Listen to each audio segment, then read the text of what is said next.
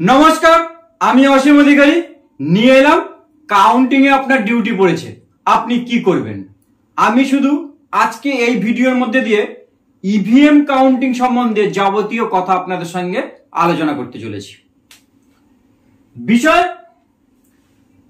Lok Sabha election 2024 counting process.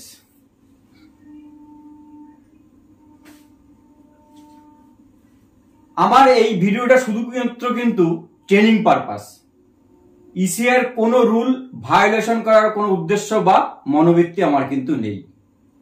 সময়ের সময় ECR যেরকম নিয়ম বা নির্দেশাবলী সেগুলোই কিন্তু আপনারা মেনে চলবেন।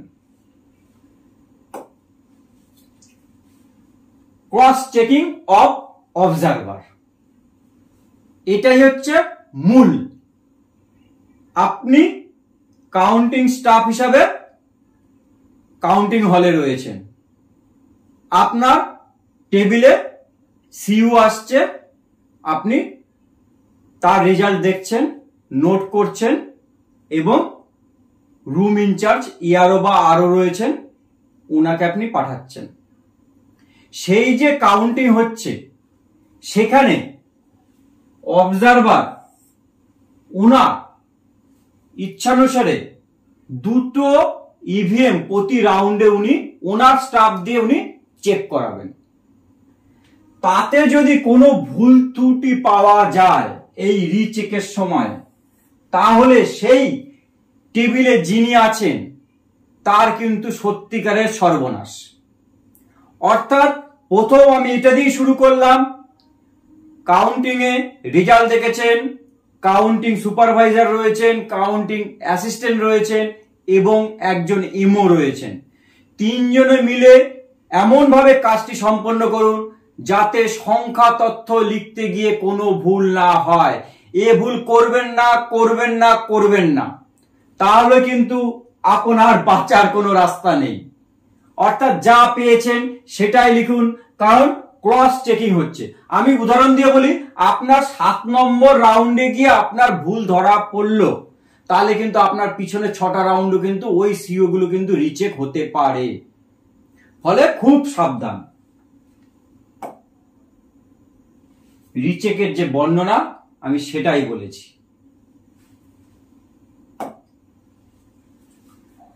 প্রথম প্রশ্ন আসে, আমরা কাউন্টিং হলে যাব কখন? আমি যতদূর জানতে পেরেছি সময় হচ্ছে রিপোর্টিং আওয়ার্স সকাল 7টা, 6:30টায় স্ট্রং রুম খুলছে।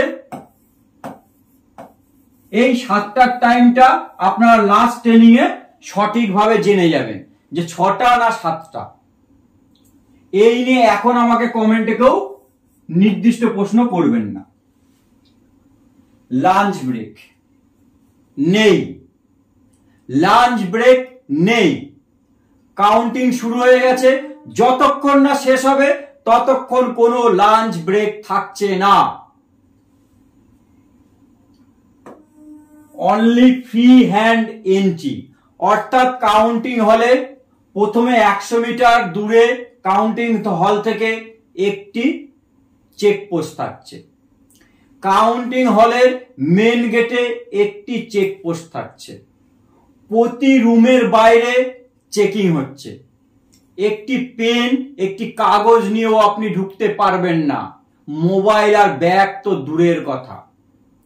প্রয়োজনীয় ওষুধ প্রমাণ সহকারে আপনি নিয়ে প্রবেশ করতে পারবেন। অর্থাৎ বোঝা যাচ্ছে একমাত্র শারীরিক অসুস্থতার মেডিসিন ছাড়া কোনো কিছু নিয়ে প্রবেশ করতে পারবেন না। কাউন্টিং এর কি কি গণনা করা হয় দেখুন। 4টে পর্যায়ে গণনা বা 4টে জিনিস নিয়ে আমাদের গণনা হয়। একটা হচ্ছে ই পোস্টাল ব্যালট, অর্থাৎ ই সার্ভিস ভোটার। একটা হলো পোস্টাল ব্যালট, এই যে বাড়ি বাড়ি গিয়ে ভোট করা হয়েছে, বা পোস্টাল ব্যালটে যারা সেকেন্ড ট্রেনিং এ ভোট দিয়েছেন ভোট কর্মীরা, বা পোস্টাল ব্যালটে যেসব ভোট কর্মীরা বা ভোটের সঙ্গে যুক্ত কর্মচারীরা আরও অফিসে গিয়ে ভোট দিয়েছেন পোস্টাল ব্যালটে, সেগুলো কাউন্টিং হয়। প্রথম শুরু হয় ইটিপিবিএস দিয়ে, তার পরক্ষণই শুরু হয় পোস্টাল ব্যালট, তার পরবর্তী মুহূর্তে ইভিএম কাউন্টিং, ভিভিপ্যাট কাউন্টিং হয়। বিশেষ কিছু পরিস্থিতি হতে পারে,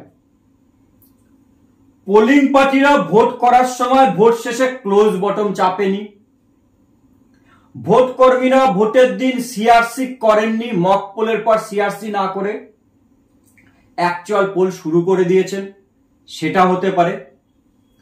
ব্যাটারি লো হতে পারে, দুদিন ধরে জ্বর তো তাই যেন গলার আওয়াজটা বেরোচ্ছেও না, শরীরটা একটু অসুস্থই রয়েছে। আর একটা হতে পারে আপনার কন্ট্রোল ইউনিটের ডিসপ্লে শো করছে না। এই রকম পরিস্থিতি স্পেশাল সিচুয়েশনের জন্য একরকম ধাপ। এই ধাপগুলোর মধ্যে দিয়ে আমাদের ভোটের কাউন্টিং হয়। আমরা এখন আলোচনা করতে চলেছি ইভিএম কাউন্টিং। এই বিষয়গুলো নিয়ে যদি আপনাদের কোনো প্রশ্ন থাকে, একাধিক কমেন্টে যদি আমি প্রশ্ন পাই, আমি তাহলে এগুলোর উপরেও ভিডিও করে দেবো। না হলে শারীরিক অবস্থার কারণে আমি 2-1 দিনের মধ্যে ভিডিও করতে পারবো না। ইনফ্রাস্ট্রাকচার যারা কাউন্টিং স্টাফ তাদের জন্য বা এমওদের জন্য প্রয়োজনীয় নয়, তাই আমি এই চ্যাপ্টারটাকে অ্যাভয়েড করে যাচ্ছি।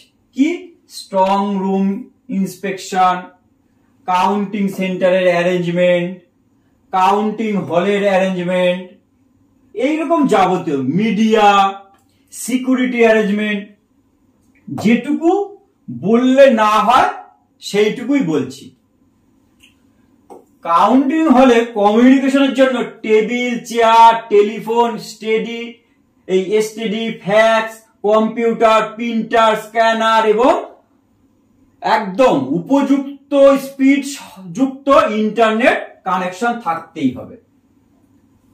অবজারভার যেখানে বসবেন সেখানে table, chair, TV, telephone, STD, fax, computer, printer, scanner এবং উন্নত মানের ইন্টারনেট কানেকশন থাকতেই হবে।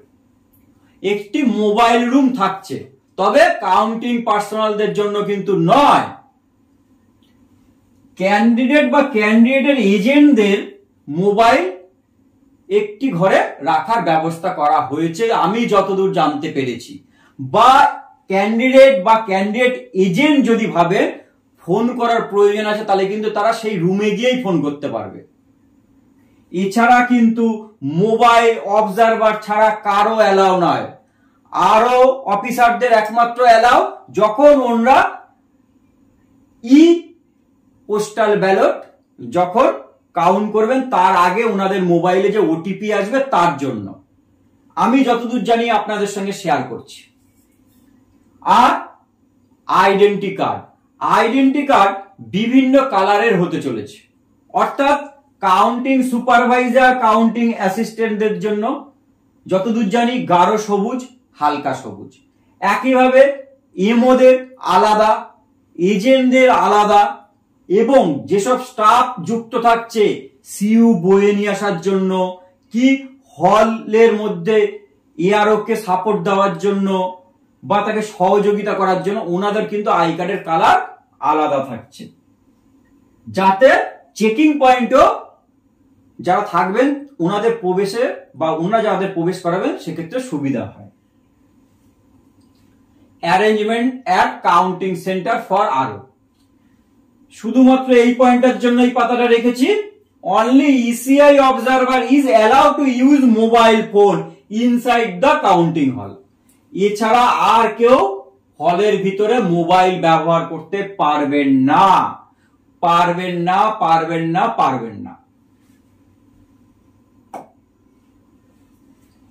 ইনফ্রাস্ট্রাকচার আর কাউন্টিং সেন্টার, যেটুকু না বললে হয় সেটুকু বলছি।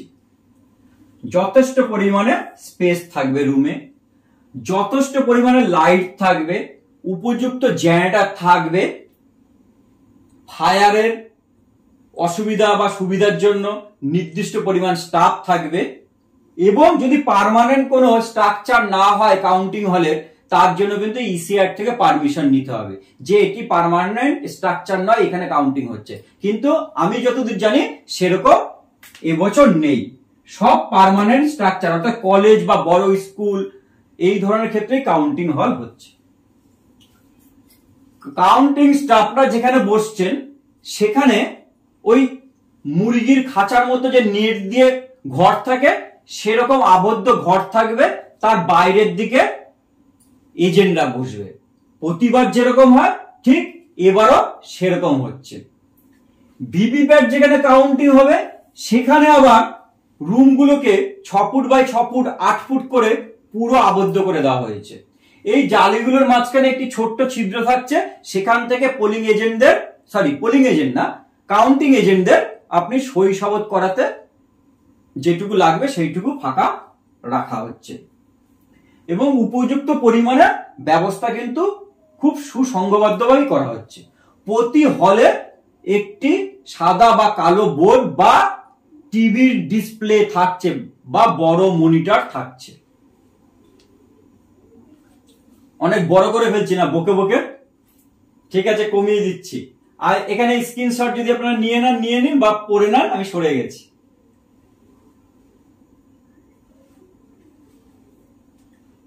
সরে যাচ্ছে, একবার পড়ে নেবেন।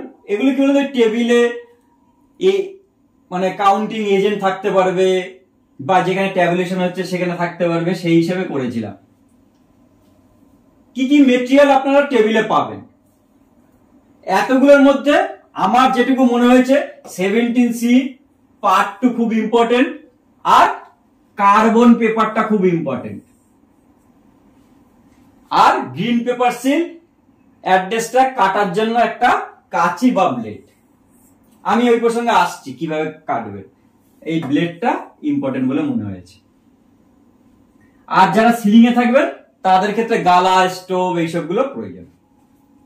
একটি রুম, একদিকে থাকছে এআরও অবজারভার এবং ওনাদেরকে অ্যাসিস্ট করার জন্য স্টাফ। একটা করে টেবিল থাকছে, বাইরের দিকে কাউন্টিং এজেন্ট, এরই উল্টো দিকে একটা ব্ল্যাকবোর্ড বা ডিসপ্লে থাকছে। এক একটা টেবিলে কে কে থাকছেন, কাউন্টিং সুপারভাইজার, কাউন্টিং স্টাফ, এমও। এক একটা রুমে কতগুলো করে টেবিল থাকবে রুমের জায়গা অনুযায়ী তা নির্ভর করছে। Priority in seating of counting hall, অর্থাৎ কাউন্টিং এর ক্ষেত্রে দেখা যায় কাউন্টিং এজেন্টরা কে আগে কে পরে বসবে সেই নিয়ে দ্বন্দ্ব হতে পারে। তাই বলা হচ্ছে প্রথমে ন্যাশনাল পার্টি, তারপরে স্টেট পার্টি এইভাবে করে বসবে। ডান দিক থেকে বসবে না বা দিক থেকে বসবে সেটা ওনাদের উপর ছেড়ে দিন। আর একটা বলি, রুমে কাউন্টিং শুরু হয়ে যাওয়ার পরে রুম থেকে বেরোনো ঢোকা পুরোটাই এআরওদের উপর নির্ভর করছে। ওনারা চাইলে যখন তখন কাউকে ঘর থেকে বার করে দিতে পারে যদি কোন রকম অস্বাভাবিক কিছু ওনারা মনে করেন। এইগুলি বলেছি।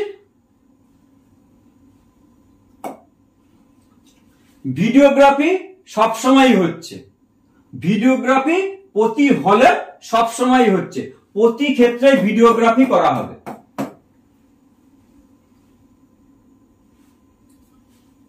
ভিভিপ্যাটের কাউন্টিং নিয়ে আমি আলোচনা করছি না, যদি আপনাদের চাহিদা থাকে কমেন্টে লিখবেন। একাধিক চাহিদা হলে আমি ভিভিপ্যাটের ট্রেনিং নিয়ে একটি ভিডিও করে দেব। কাউন্টিং স্টাফ, কাউন্টিং এজেন্ট এই সম্বন্ধে কিছু কথা আগে বলে নিই। কাউন্টিং স্টাফ এক একটা টেবিলের জন্য, দেখুন কাউন্টিং স্টাফরা অ্যানেক্সার 35 এ আপনারা অ্যাপয়েন্টমেন্ট পেয়েছেন। এক একটা টেবিলে একজন কাউন্টিং সুপারভাইজার থাকছে। অবশ্যই বলা হচ্ছে গেজেটেড র্যাঙ্কে কোনো একজন অফিসার, সেন্ট্রাল বা স্টেট গভর্নমেন্টের এমপ্লয়ি। আমরা এত ভোট করে এলাম, সেক্টর অফিসার হলাম, সবকিছু করলাম, আমরা পঞ্চায়েত কর্মচারী, আমরা এর মধ্যে পড়ি না, তাই আমাদের ডিউটিও আসে না। একদিকে ভালো, ওই সকালবেলা যেতে হয় না। যে প্রসঙ্গে ছিলাম, একজন কাউন্টিং অফিসার, একজন কাউন্টিং অ্যাসিস্ট্যান্ট, একজন মাইক্রো অবজারভার, একজন গ্রুপ ডি এমপ্লয়ি কিসের জন্য? ওই ইভিএম বইয়ে নিয়ে আসার জন্য। অ্যাডিশনাল কাউন্টিং স্টাফ কার জন্য? অবজারভারের জন্য। আদার পার্সোনাল স্ট্রং রুমের জন্য, সিলিং এর জন্য, ভিভিপ্যাটের জন্য এইভাবে করা আছে। মাস্টার ট্রেনার করা হবে। স্ক্রিনশট নিয়ে নিন দরকার হলে। দরকার হলে আমি পুরো পিপিটিটাই আমি ডেসক্রিপশনে দিয়ে দিচ্ছি। অ্যানেক্সার 35 এর appointment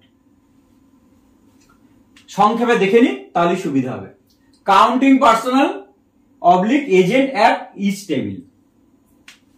personal counting supervisor, category EVM counting এ। ইভিএম কাউন্টিং এ দেখুন 4টে জিনিস থাকছে, মানে 4 ধরনের ব্যক্তি থাকছে। এক কি? Counting supervisor. আরেকজন কি? Counting assistant. আরেকজন কি? Micro observer. আরেকজন কি? Counting agent. ঠিক? ইটিপিবিএস বা পোস্টাল ব্যালটের জন্য শুধু এখানে চেঞ্জ হয়ে যাচ্ছে কি? 2 জন কাউন্টিং অ্যাসিস্ট্যান্ট থাকছে। সবাই গভর্নমেন্ট এমপ্লয়ি। বিশেষ করে ব্যাংকের ক্যাশিয়ারদের, যারা ক্যাশিয়ার রয়েছে ওনাদেরকে নিয়োগ করা হয়েছে। Staff for counting observer. Counting observer কারা থাকছে? ওনাদের কাজ। 2 জন কিন্তু এমও থাকছেন বিশেষ ক্ষেত্রে। কখন জানেন? যখন ডাটা এন্ট্রিটা হচ্ছে কম্পিউটারে, সব টেবিল থেকে চলে এলো 17C এর পার্ট 2, সেগুলো এন্ট্রিটা দেখছেন একজন এমও, এন্ট্রির প্রিন্ট আউট ফাইনাল হওয়ার আগে সেটাকে চেক করছেন আরেকজন এমও। এটা খুব ভালো যে একজন ডাটা এন্ট্রিটা চেক করছেন, আরেকজন প্রিন্ট আউটটা ফাইনাল করার আগে আরেকজন চেক করছেন, মানে খুব ক্রস চেক হচ্ছে। তাই বলেছি আমি, কাউন্টিং টেবিলে যারা রয়েছেন তারা ভুল করবেন না। কেন? এখানে ভুলটাও অনিচ্ছাকৃত হলেও উপরের স্যার ম্যাডামরা কিন্তু ভেবে নেবে আপনি ইচ্ছাকৃতই করেছেন। এক্ষেত্রে ভুলের কোনো মাপ নেই। র্যান্ডামাইজেশন এই নিয়ে আমার বলার কিছু নেই, শুধুমাত্র এটুকু বলি, স্ক্রিনশট নিন আমি বলি। এক্ষেত্রে হচ্ছে কাউন্টিং টেবিলে যারা বসবেন, কে কোন টেবিলে বসবেন, এর র্যান্ডামাইজেশন কিন্তু শুধুমাত্র সেই দিন সকাল 5টায় হয়। 6টার মধ্যে শেষ করতে হবে কোন নামের কোন ব্যক্তি কোন টেবিলে গিয়ে ডিউটি করবেন।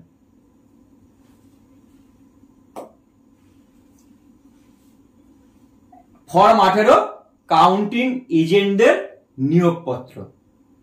এটা ওনারা নিয়ে আসেন, এখানে ওনাকে সই করিয়ে ওই কাউন্টিং এজেন্টের যে 18 সেটাকে অ্যাপ্রুভ মেনে নেওয়া হয়। Counting process, starting counting process, ETPBS, postal ballot, CU, VVPAT, special situation, compilation. এবার মূল আসছি। স্ট্রং রুম 6:30 খোলা হবে, 8টাতে একদম কাউন্টিং শুরু হয়ে যাবে। 7:59 অবধি ইটিপিবিএস যা জমা হয় সেগুলো কাউন্ট করা হয়, মানে 8টার 1 মিনিট আগে ইটিপিবিএস যেগুলো জমা হবে সেগুলো কাউন্ট হচ্ছে। কাউন্টিং ইটিপিএস আমি বলেছি, এই নিয়ে যদি আপনাদের চাহিদা থাকে তাহলে অবশ্যই একটা ভিডিও করে দেবো। পোস্টাল ব্যালট নিয়েও একই কথা। Counting of votes in EVM, আসল জায়গায় চলে না। Process description through pictures, 17C এর part 2, check by observer, result nothing. চলুন কাউন্টিং প্রসেস। পোস্টাল ব্যালট গণনা শুরু হওয়ার পরই কিন্তু ইভিএম গণনা শুরু হয়। এবার যদি আরো বা অবজারভাররা ভাবেন যে এই প্রসেসটা অনেকটা লেন্দি হয়ে যাচ্ছে, ওনারা চাইলে কাউন্টিং শুরু করে দিতে পারেন। এটা ওনাদের উপর নির্ভর করছে। অনলি সিউ and sealed EVM containing form 17C shall be brought to the table as per EVM movement sheet. EVM movement sheet যেভাবে যেভাবে করা আছে সেইভাবেই কিন্তু টেবিলে ইভিএম যাবে। একটা ইভিএম এর বা একটা রাউন্ডের শেষ না হওয়া পর্যন্ত পরের রাউন্ডের কোনো ইভিএম ওই রুমে প্রবেশ করবেন না। রুম ফাঁকা হয়ে গেছে, তার পরবর্তী ইভিএম আসবে এবং কাউন্টিং শেষ হয়েছে সেটা সিলিং এর জন্য নির্দিষ্ট কর্মচারীরা নিয়ে চলে যাবেন এবং এই অনুযায়ী কিন্তু একটা মুভমেন্ট শিট থাকছে এবং একজন নোডাল অফিসারও কিন্তু এর জন্যই নিযুক্ত থাকছেন এবং এর সম্পূর্ণ হিসাব রাখা হচ্ছে এবং প্রতি রাউন্ড শেষে সেটা আরো দেখছেন।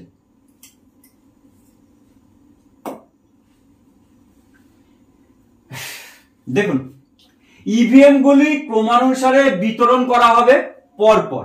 মানে আমি যতদূর জানি পোলিং স্টেশন 1 2 3 4 করে টেবিল 1 2 3 4 করে করেই আসবে।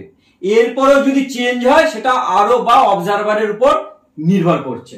যতদূর জানি ক্রমানুসারে টেবিল অনুযায়ী polling station serial by serial আসে। গণনার জন্য শুধুমাত্র সিউর প্রয়োজন হলেই বিউ হলের মধ্যে আনতে হবে। প্রয়োজন যদি হয়, আরো যদি মনে করেন এই সিউটা কাউন্টিং এর জন্য বিউর প্রয়োজন আছে, তাহলেই আসবে, না হলে শুধু সিউ দিয়েই কাউন্ট হবে। সিউর সাথে ফর্ম 17C এর পার্ট 1 গণনা টেবিলে আনতে হবে, না হলে আপনি তো জানতে পারবেন না যে ওই বুথে কত পোল হয়েছে, যা কিনা 17C এর পার্ট 1 এ থাকে।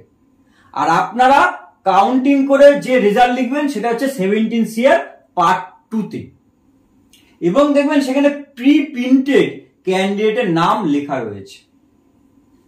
সিউর বক্স থেকে সিল সরান। প্রথমে সিউর যে অ্যাকচুয়াল বাস্ক, সেই বাস্ক থেকে অ্যাড্রেস ট্যাগটা খুলে ফেলুন, ছিঁড়ে ফেলবেন না, কারণ তার উপরেই কিন্তু সিউর নাম্বার এবং পোলিং স্টেশনের নাম্বার ও নাম লেখা রয়েছে। প্রার্থী ও এজেন্টদের সিল দেখান এবং অ্যাড্রেস ট্যাগে দেখান এই পোলিং স্টেশনের জন্য এটা এবং এই সিউর নাম্বার এটা। যদি দেখা যায় সেটা ব্রোকেন বা নষ্ট হয়ে গেছে ওই অ্যাড্রেস ট্যাগ, তখন কি করবে? তখন বাস্ক খুললেন, তার ভিতরে যে অ্যাড্রেস ট্যাগ গুলো আছে সেগুলো পোলিং এজেন্টদের দেখাবেন। হতেই পারে ভোট কর্মীরা বয়ে নিয়ে এসছে, তাড়াহুড়ো করেছে, ছিঁড়ে গেছে, হতেই পারে, তখন ভিতরের অ্যাড্রেস ট্যাগ দেখাবেন।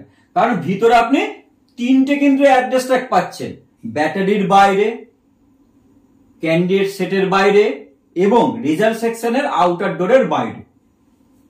যদি সিউর বহনকারী বক্সের সিলগুলি অক্ষত না থাকে, মানে ছিঁড়ে যায়, যেটা বলছিলাম, সেক্ষেত্রে আপনি বাক্স খুলে ফেলুন, ভিতরে অ্যাড্রেস ট্যাগ দেখান। এবার আপনি সিউ সামনের টেবিলে রাখলেন, কাউন্টিং এজেন্টদেরও দেখালেন, counting supervisor, counting assistant, micro observer 3জনই দেখে নিলেন সব ঠিক আছে। তারপরে রেজাল্ট সেকশনের আউটার ডোরের অ্যাড্রেস ট্যাগটা কাঁচি দিয়ে কেটে ফেলুন, অ্যাড্রেস ট্যাগ ছিঁড়বেন না, ছিঁড়ে আউটার ডোরটা খুলুন। আমি ছবিতে দেখিয়ে দিচ্ছি। যদি সবুজ কাগজের সিল অক্ষত না থাকে, মানে ওটাও যদি ছিঁড়ে যায়, তাহলে অবিলম্বে রিটার্নিং অফিসারের নজরে আনুন। আপনার ইচ্ছায় কিন্তু ওটাকে আর গণনা শুরু করবেন না, আরো বা অবজারভার যা বলবে তার অপেক্ষায় থাকবেন। সবুজ অর্থাৎ গ্রিন পেপার সিল যদি ছেঁড়া পান, সেক্ষেত্রে আর ওই সিউতে হাত দেবেন না। পরিষ্কার রুমে থাকা এআরওকে জানান, উনি আরওকে জানাবেন, অবজারভারকে জানাবেন, তারপরে অন্যরা যা বলবেন তাই করবেন। সঙ্গে সঙ্গে আমি যেটুকু জানি, আরওর উচিত ইসিআই কে জানানো। কিন্তু এর জন্য যে অন্য সিউ গুলোর কাউন্টিং বন্ধ থাকবে তা কিন্তু নয়, ওই টেবিলটা সাময়িক বন্ধ থাকবে, বাকি টেবিলের কাউন্টিং চলতে থাকবে গ্রিন পেপার সিল যদি ছেঁড়া থাকে। যদি সিউতে ব্যবহৃত সবুজ কাগজের সিলের ক্রমিক নম্বরটি ফর্ম 17C তে দেখানো কাগজের সিল অ্যাকাউন্টের সাথে মিল না করে। 17C তে গ্রিন পেপার সিলের হিসাব রয়েছে, কতগুলো পেয়েছিল, কোনটা ইউজ করেছে, কোনটা ড্যামেজ হয়েছে, কতগুলো ফেরত দিয়েছে, আরসিতে তার হিসাব ওখানে থাকে। সেইখানে যে নাম্বারটা লেখা রয়েছে সেইটা যদি কন্ট্রোল ইউনিটে না থাকে তাহলে কি হবে? তার মানে এটি হতে পারে যে ওই গ্রিন পেপার সিল অ্যাকাউন্ট হয় তিনি ভুল লিখেছেন, না হলে তার সঙ্গে কোনো ট্যাম্পারিং করা হয়েছে। প্রাথমিকভাবে আপনি এটা আরো বা হল ইনচার্জকে জানান, ওনারা যা বলবেন তাই করবেন। অর্থাৎ আপনারা একটা জিনিস মাথায় ঢুকিয়ে নিন, আপনারা গেছেন দেখে রেজাল্ট কোনো একটি কাগজে লেখার জন্য, 17C এর পার্ট 2 তে লেখার জন্য। যত কথা কম বলবেন তত ভালো, নিজেদের মধ্যে যত গল্প কম করবেন তত ভালো, এটা আমার পরামর্শ। যদি আরো মনে করেন ভোটিং মেশিনের সাথে কারচুপি করা হয়েছে, তখন তিনি মেশিনটি আলাদা করে রাখবেন, ঠিক? এবং উনি অবজারভারের সাথে কথা বলে ঠিক করবেন কি করা যায়। যদি উনি আপনাদের টেবিলে বলে আপনাদের থেকে সিইউটি নিয়ে চলে যাওয়া হয়েছে, আপনারা চুপচাপ বসে থাকুন, চুপচাপ বসে থাকবেন পরের রাউন্ডের জন্য। এই ধরনের সিইউ কি করা হয় আমি লাস্টের দিকে বলছি।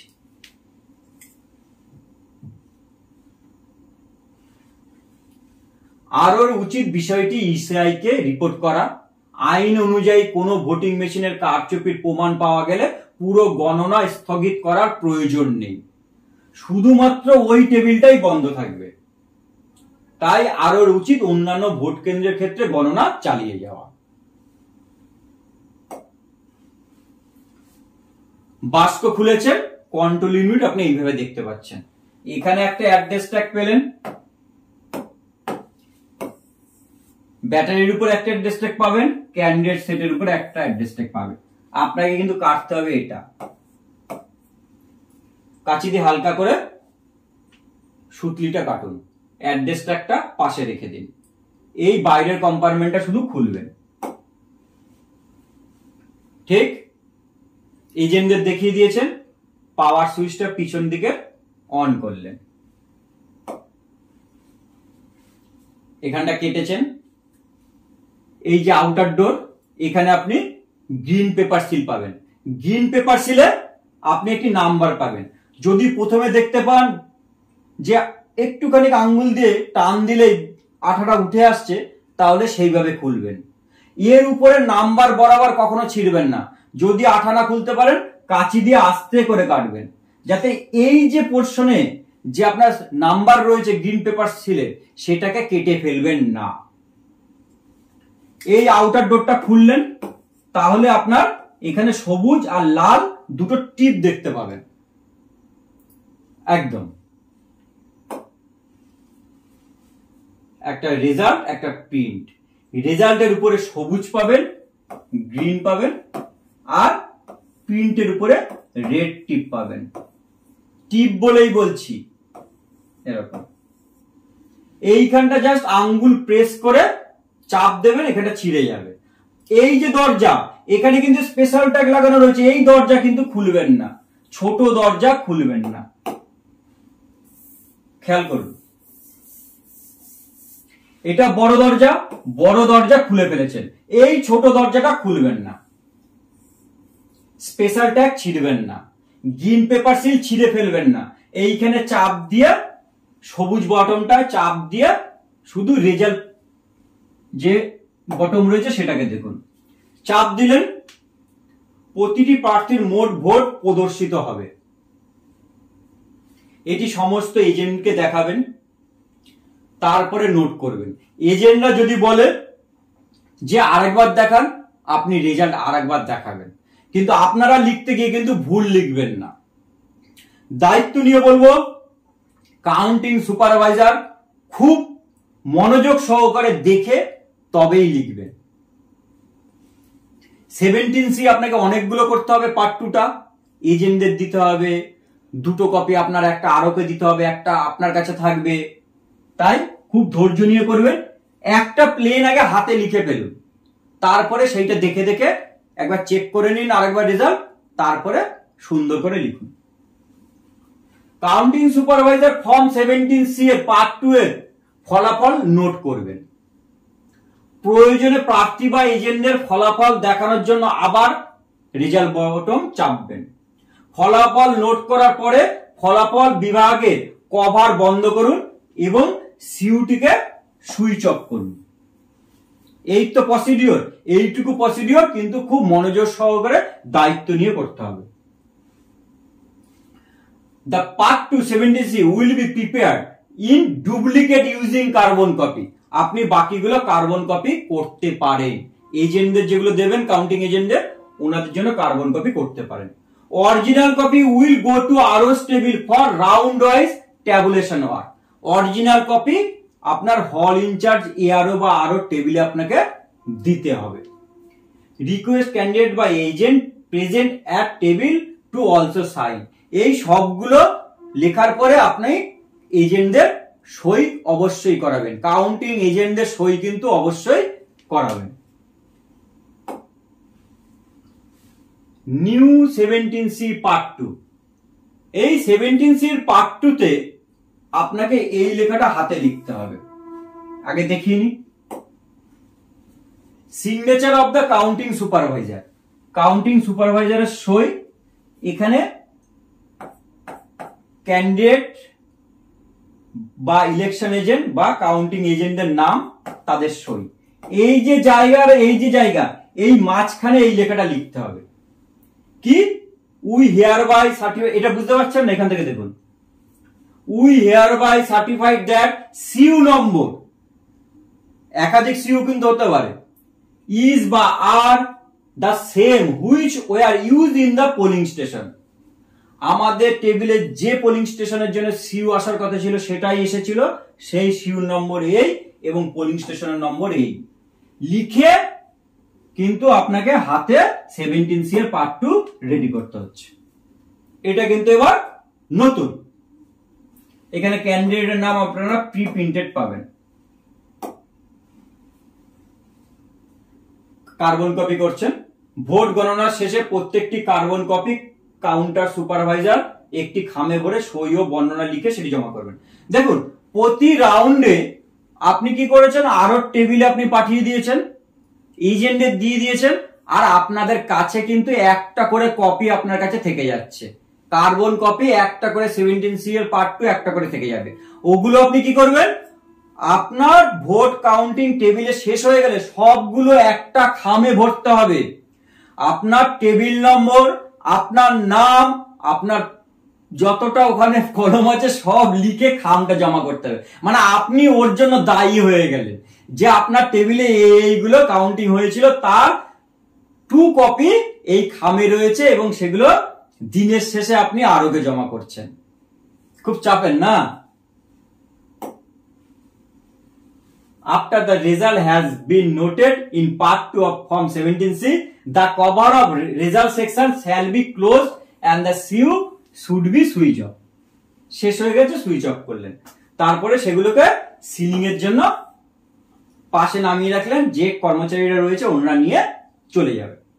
আপনার টেবিল ফাঁকা হয়ে গেল। আপনার টেবিলে শুধু একটা কার্বন কপি 17C এর পার্ট 2 এর আপনার টেবিলে পড়ে রইল। স্পেশাল কিছু ঘটনা, ভোট কর্মীরা ক্লোজ বটন চাপতে ভুলে গেছে, সিআরসি করতে ভুলে গেছে, রেজাল্ট হচ্ছে না, এরকম ক্ষেত্রে প্রথমে বলি লো ব্যাটারি। লো ব্যাটারি হলে কি করবেন, নতুন ব্যাটারি আপনি চাইবেন, আপনাকে নতুন ব্যাটারি দিয়ে দেবে। রেজাল্ট শো করছে নতুন ব্যাটারি দিয়ে, তাহলে আর চিন্তা নেই, রেজাল্ট দেখে নিলেন, 17C এর পার্ট 2 তে লিখে ফেললেন। Even if result is not displayed, battery দেওয়ার পরও আপনার রেজাল্ট শো করছে না, CU will be kept in RO's custody. তখন আপনাকে সিইউটাকে রুম ইনচার্জ এআরও আরওকে আপনাকে দিয়ে দিতে হবে। সেক্ষেত্রে কি করা হয়, ভিভিপ্যাটের পেপার স্লিপ গণনা করা হয়, কারণ সিইউ তো তখন আর কাজ করছে না। তাহলে ব্যাটারি লো হলে, ব্যাটারি লো এর কারণে যদি ভিভিপ্যাট গণনা হয় তার জন্য এই রিপোর্ট ফরম্যাটে আরওকে রিপোর্ট করতে হয়। কোন অ্যাসেম্বলি, কোন পোলিং স্টেশন, ভিভিপ্যাটের ইউনিট আইডি, কোন সিউটা খারাপের জন্য ভিভিপ্যাট গণনা করা হয়েছিল, ভিভিপ্যাট পেপার স্লিপ গণনা করা হয়েছিল। Close bottom of CU is not pressed by the presiding officer. বুথে ভোট শেষে প্রিসাইডিং অফিসার ক্লোজ বটম চাপতে ভুলে গেছিলেন, সেরকম পরিস্থিতিতে আপনি একটা সিউ পেয়েছেন, কি হতে পারে? Press total bottom of CU and match it with that mention in form 17C। আপনি সিউ এর টোটাল বটম চাপবেন, তাহলে দেখতে পাবেন সিউতে টোটাল কত পোল হয়েছে, সেটা যদি 17C এর সঙ্গে মিলে যায়, সিউ টোটাল চাপার পরে 17C এর সাথে মিলে যায়, ইফ ট্যালি, তাহলে আর কোনো অসুবিধা নেই, আপনি কাউন্টিং করতে পারেন। সমস্যা হলো তখনই যদি না মেলে, তো সঙ্গে সঙ্গে সিউকে আরোর কাস্টডিতে পাঠিয়ে দিতে হবে। ওটি তখন রিজার্ভ করে রেখে দেওয়া হয়, ওটা কি গণনা হবে না? তারও ব্যাখ্যা আছে। যদি দেখা যায় যে প্রার্থী জিতেছে সেই সংখ্যা এই সিউতে যত ভোট আছে তার থেকে বেশি, তাহলে এটি আর গণনা করার প্রয়োজন নেই। আর যদি তার উল্টো কেস হয়, যদি দেখা যায় যে প্রার্থী জিতেছে সেই সংখ্যা এই সিউতে যা ভোট আছে তার থেকে কম, তাহলে এটা গণনা করা হবে। ক্লিয়ার? তাহলে ক্লোজ বটম চাপা না হলে কি হতে পারে? তার জন্য যা ঘটনা একই ঘটনা ঘটে যদি সিআরসি না করে থাকেন প্রিসাইডিং অফিসার। মক পোল করেছেন, সিআরসি করেননি, অ্যাকচুয়াল পোল করেছে, তাহলে দেখবেন আপনি ওই 17C এর সঙ্গে আর পোল হওয়া টোটাল মিলছে না। তখন CU will be kept in আরোর custody till completion of all round. আরো নিয়ে চলে গেলেন, যতক্ষণ না পুরো রাউন্ড শেষ হচ্ছে ততক্ষণ তার কাস্টাডিতেই থাকলো। ওই একই নিয়ম, জয়ী প্রার্থী যদি এই সিউ থেকে বেশি ভোটে জিতে যান তাহলে এটার কাউন্টিং এর প্রয়োজন হয় না। আর জয়ী প্রার্থী যদি সিউতে যা ভোট রয়েছে তার থেকে কম মার্জিনে জেতে, তখন এটাকে গণনা করা হয়। তখন এর কি করতে হবে? এর ভিভিপ্যাটের পেপার স্লিপ গণনা করা হয়। একইভাবে এর ক্ষেত্রেও ভিভিপ্যাটের পেপার স্লিপ গণনা করা হয়, এক্ষেত্রেও আপনার ভিভিপ্যাটের পেপার স্লিপ গণনা করা হয়। তাহলে স্যার ম্যাডাম আপনাদের কাছে মোটামুটি পুরো ক্লিয়ার কি হতে পারে? যা বলেছি সেটাকে একবার সংক্ষেপে, আপনি 17C এর পার্ট 2 পাঠিয়েছেন, তার কম্পাইলেশন হলো ফর্ম 20-তে। আপনি স্পেশালটা গ্রিন পেপার সিলের নাম্বার মিলিয়ে দেখে নিয়েছেন, একটা স্ক্রিনশট নিয়ে নিন।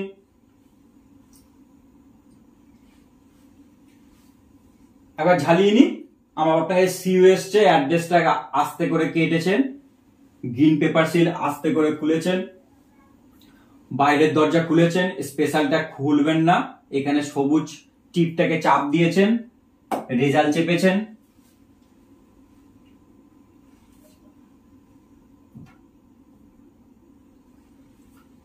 আপনার রেজাল্ট কাউন্ট হয়ে গেছে, পাওয়ার সুইচ অফ করেছেন, ব্যাটারি চেঞ্জ হলে একরকম পরিস্থিতি, প্রিসাইডিং অফিসার ক্লোজ বটম না চাপলে একরকম পরিস্থিতি, সিআরসি না করলে একরকম পরিস্থিতি। এই যে সবুজ আর লাল, এই এবি পোর্শন না আটা খুব একটা শক্ত থাকে না, আস্তে করে খোলার চেষ্টা করবে। যদি খুলতে না পারেন জোর জবরদস্তি করবেন না, এর পোর্শন দিক থেকে কাটবেন, তাহলে এইদিকে সিরিয়াল নাম্বারটা থেকে যাবে। এরকম ডিসপ্লে শো করে, যেভাবে আপনারা রেজাল্ট দেখতে পান। জাস্ট একবার ঝালিয়ে নিচ্ছি, এরকম ব্লেড দিয়ে হালকা করে কাটবেন, এটা যেন ছিঁড়ে না যায়, কারণ এটাই আপনি আবার বাস্কতে লাগিয়ে সিলিং এর জন্য পাঠাবেন। সুইচ অন, পোলিং এজেন্ট, এই কাউন্টিং এজেন্টদের আপনি 17C এর পার্ট 2 দেবেন। বারবার পোলিং এজেন্ট কথাটা চলে আসছে, এতদিন পোলিং এজেন্ট করে এসেছে, তার জন্য কাউন্টিং এজেন্ট কথাটা আসতে কষ্ট হচ্ছে। আর ওকে আপনি অরিজিনাল কপি দিলেন, আপনার কাছে একটা সেকেন্ড কপি থেকে গেল। এটা কার্বনও হতে পারে, অরিজিনালও হতে পারে, সেটা আপনার খুশি। এটাকে পরে আপনাকে একটা এনভেলপে ভরে সই সাবুত করে নাম লিখে টেবিল লিখে আপনাকে জমা করতে হচ্ছে। 17C সব কার্বন কপি করতে পারেন, দুটো হাতে লিখতে পারেন। 17C ফার্স্ট পার্ট আপনি পাবেন, যা দেখে এইখানে টোটাল সংখ্যা থাকছে, এইখানে সিউর টোটাল সংখ্যা থাকছে। 7 নম্বর পয়েন্ট একবার দেখে নেবেন, এখানে অন্য ধরনের কিছু বোর্ড থাকে, বুঝতে না পারলে হল ইনচার্জকে জিজ্ঞেস করবেন, এটা নিয়ে বর্ণনা করলে এত বড় ভিডিও হয়ে যাবে। এটা হচ্ছে 17C এর পার্ট 1 এর শেষের দিকটা। পার্ট 2 এখানে প্রি প্রিন্টেড পাবেন, এইখানে আপনাদের সই, এখানে পোলিং এই কাউন্টিং এজেন্টদের সই, এইখানে কিন্তু ওই লেখাটা আপনাকে হাতে লিখতে হচ্ছে। এটা হচ্ছে counting of vote recorded in EVM, proforma for recording of vote by additional counting staff, অবজারভারের স্টাফ। দুখানা ইভিএম বেছে নেবেন একদম, তাই সাবধানে করবেন। কিছু নেই, ওই যে কম্পিউটার ম্যানুয়াল এন্ট্রি সব ক্রস চেক হবে যাতে কোনো রকম ভুলভ্রান্তি না হয়, এবং প্রতি রাউন্ডের শেষে ডিসপ্লে বা ব্ল্যাকবোর্ডে রেজাল্ট শো করতে হবে। এবং এক একটা রাউন্ডের ইভিএম পুরো বেরিয়ে গেল, ঘর ফাঁকা হয়ে গেল, তারপরে রাউন্ডে আসবে। দুঃখের বিষয় লাঞ্চ ব্রেক নেই। Counting of votes recorded in EVM, round wise statement. এটা আপনাদের কাজ নয়। ভিভিপ্যাটের কাউন্টিং কি করে হয় আমি করিনি, সেরকম হলে আরেকটা ভিডিও করে দেবো। কিছু নেই, ওই যেটা বলেছিলাম, যদি আপনার সিইউ কাজ না করে ভিভিপ্যাট। এবার এই যে কম্পাইলেশন সবকিছু হয় ফর্ম 20-তে, তারপরে ঘোষণা করা হয় ইনি জিতেছেন।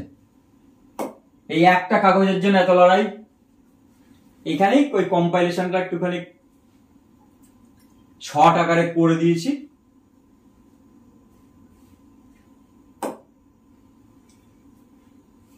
পোস্ট কাউন্টিং অ্যারেঞ্জমেন্ট একটু জেনে রাখা দরকার। আপনারা 17C এর পার্ট 2 দিয়েছেন, ট্যাবুলেশন আছে, ডিক্লারেশন, রেজাল্ট হয়ে গেছে, ইভিএম ভিভিপ্যাট তৈরি হয়ে গেছে, মিসলেনিয়াস হয়ে গেছে, সিলিং এ চলে গেছে, সিলিং হয়ে গেল। 20, 21, 21 আপনাদের না জানলেও হবে, ওর জন্য এইটা নিয়ে আমি আপনাদেরকে আর ডিস্টার্ব করছি না।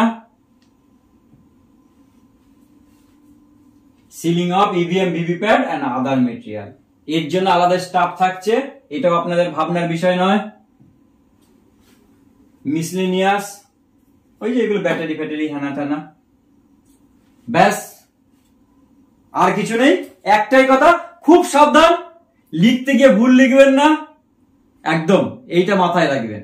আর মাইক্রো অবজারভার যারা থাকছেন ওনাদের একটা রিপোর্ট ফরম্যাট থাকছে, পুরো আপনার শেষ হয়ে গেছে কাউন্টিং, আপনার রিপোর্ট ফরম্যাট আপনারা অবজারভারকে জমা করছেন। মাইক্রো অবজারভারদের এর বাইরে কোনো কাজ নেই। আপনি টেবিলে এসছেন, আপনি পুরোটা পর্যবেক্ষণ করেছেন, আপনার রিপোর্ট ফরম্যাট আছে, আপনি সেই অনুযায়ী সেটা ফিল আপ করেছেন, জমা করেছেন। কেউ পেন নিয়ে যাবেন না, একটা কাগজও নিয়ে যাবেন না, পেন কাগজ আপনাকে কাউন্টিং হলেই দিয়ে দেওয়া হবে, শুধু মেডিসিন ছাড়া আর কিছু নিয়ে যাবেন না। সবাই ভালো থাকবেন, নমস্কার, ধন্যবাদ।